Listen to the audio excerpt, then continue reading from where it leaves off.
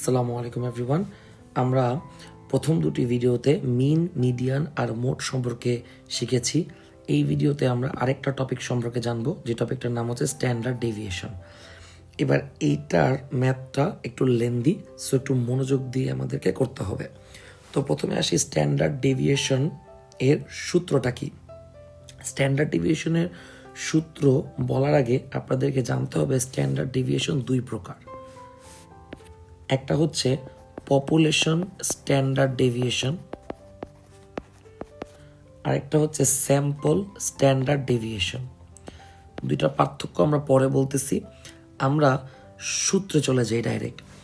তো স্ট্যান্ডার্ড ডেভিয়েশনকে আমরা প্রকাশ করি হচ্ছে সিগমা দ্বারা। এটা বের করার সূত্র হচ্ছে root over summation of x minus x bar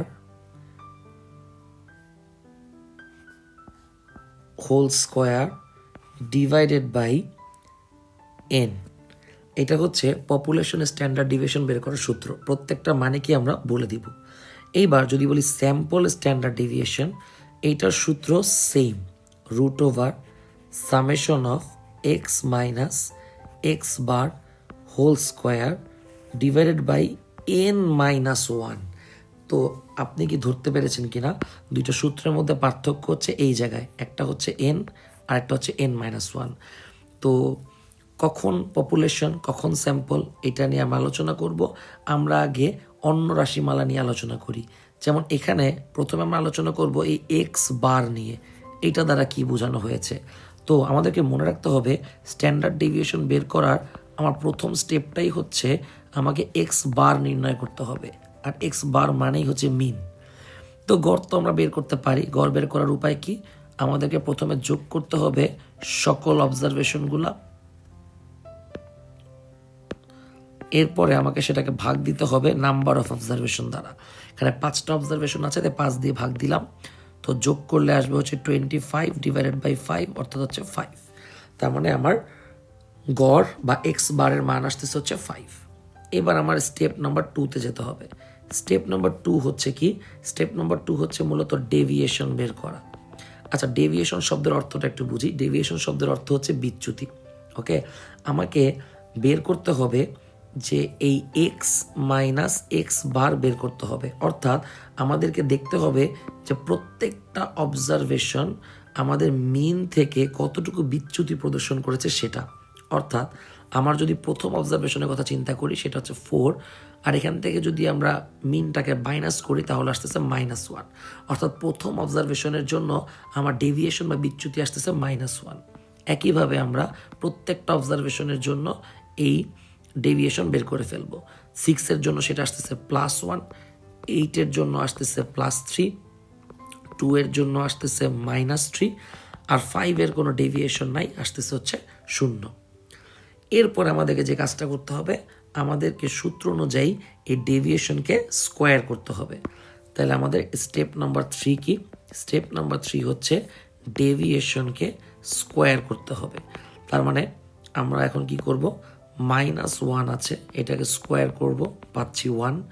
1কে square করলে 1, 3কে স্কোয়ার করলে 9, -3কে স্কোয়ার করলে 9, 0কে স্কোয়ার করলে হবে 0। স্টেপ নাম্বার 4-এ চলে যাব। স্টেপ নাম্বার 4-এ আমাকে সামেশন বের করতে হবে, অর্থাৎ সমষ্টি।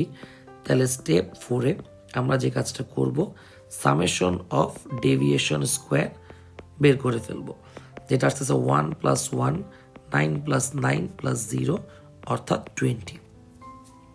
এইবার হচ্ছে গিয়ে আমাদেরকে ভাগ করতে হবে। কত দ্বারা ভাগ করতে হবে, তো এইবার আসি আমরা এই কথাটায়। পপুলেশন স্ট্যান্ডার্ড ডেভিয়েশন বললে এন দিয়ে ভাগ করব, অর্থাৎ 5 দিয়ে। আর স্যাম্পল স্ট্যান্ডার্ড ডেভিয়েশন বললে n-1 দিয়ে ভাগ করব, অর্থাৎ 4 দিয়ে। এখন কোনটার মানে কি একটু বলি। যদি প্রশ্নে বলা থাকে যে পুরো একটা ইন্টায়ার পপুলেশনের স্ট্যান্ডার্ড ডেভিয়েশন বের করতে হবে, তখন হচ্ছে আমরা মূলত বের করব এই পপুলেশন স্ট্যান্ডার্ড ডেভিয়েশন। আর যদি বলা হয় যে না, পুরো ইন্টায়ার পপুলেশন না, এর একটা স্যাম্পলের জন্য স্ট্যান্ডার্ড ডেভিয়েশন বের করতে হবে, তখন আমরা বের করবো স্যাম্পল স্ট্যান্ডার্ড ডেভিয়েশন। আরও যদি এক্সাম্পল দিয়ে বোঝাতে চাই, আমাকে যদি বলা হয় পুরো বাংলাদেশে যত মানুষ আছে তাদের ডেটা নিয়ে স্ট্যান্ডার্ড ডেভিয়েশন বের করতে হবে, তাহলে এটা হচ্ছে পপুলেশন স্ট্যান্ডার্ড ডেভিয়েশন। আর যদি বলা হয় না পুরো বাংলাদেশ না, শুধু ঢাকার মানুষদেরকে নিয়ে, অর্থাৎ পুরো বাংলাদেশের মধ্যে ঢাকার মানুষের যে ডেটা সেটা হচ্ছে কি একটা স্যাম্পল, তখন আমরা হচ্ছে বা এই স্যাম্পল স্ট্যান্ডার্ড ডেভিয়েশনটা বের করব। এবার আসি ট্রিকে। ট্রিক খুবই সিম্পল। প্রশ্নে যদি কোথাও স্যাম্পল ওয়ার্ডটা থাকে তাহলে আমরা স্যাম্পল স্ট্যান্ডার্ড ডেভিয়েশন করব, আর প্রশ্নে যদি কোনো স্যাম্পল ওয়ার্ডটা না থাকে তখন আমরা পপুলেশন স্ট্যান্ডার্ড ডেভিয়েশন দিয়ে ম্যাথ করব। যেমন আমাদের এই কোশ্চেনে কিন্তু স্যাম্পল বলে নাই, জাস্ট বলছে ফলোয়িং অবজারভেশন থেকে বের করো। তার মানে এই পুরাটাই হচ্ছে আমার ইনটায়ার পপুলেশন, তাহলে আমাকে পপুলেশন স্ট্যান্ডার্ড ডেভিয়েশনই বের করতে হবে। তাহলে আমরা স্টেপ 5-এ চলে যাচ্ছি। স্টেপ 5 আমরা যে কাজটা করব, আমরা এখন এই যে সামেশন অফ ডেভিয়েশন স্কোয়ারকে কি করব, এন দিয়ে ভাগ করব। অ্যান্ড মনে রাখতে হবে এইটাকেই বলা হয় ভ্যারিয়েন্স। এইটাকেই বলে ভ্যারিয়েন্স, যাকে আমরা সিগমা স্কোয়ার দিয়ে প্রকাশ করি। তাহলে ভ্যারিয়েন্স আমরা কিভাবে বের করব, এই সামেশন অফ ডেভিয়েশন স্কোয়ারকে আমরা এন দিয়ে ভাগ করে দিব। তো এটা আসছিল আমাদের 20 আর এন হচ্ছে 5, তাহলে অ্যান্সার আসলে কত, 4। অ্যান্ড লাস্ট স্টেপে এসে আমরা ফাইনালি স্ট্যান্ডার্ড ডেভিয়েশন বের করতে যাচ্ছি। স্ট্যান্ডার্ড ডেভিয়েশনকে আমরা সিগমা দিয়ে প্রকাশ করি, আর এটা কি হবে, ভ্যারিয়েন্সের কে রুট ওভার করে দিতে হবে, অর্থাৎ √4, যার ভ্যালু আসবে কত, 2। তো এই হচ্ছে আমাদের অ্যাকচুয়াল অ্যান্সার।